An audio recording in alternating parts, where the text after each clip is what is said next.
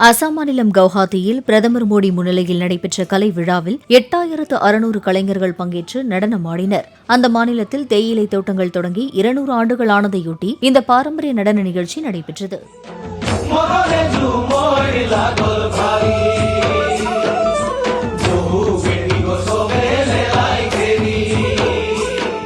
கவுஹாத்தி விளையாட்டு மைதானத்தில் நடைபெற்ற நிகழ்ச்சியில் பங்கேற்ற பிரதமர் மோடி அலங்கார ஊர்தியில் மைதானத்தை சுற்றி வந்து கலைஞர்களை உற்சாகப்படுத்தினார்.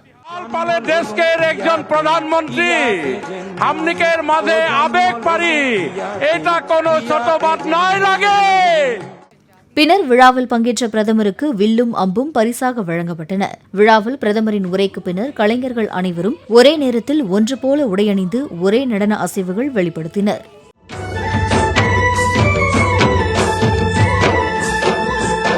भादो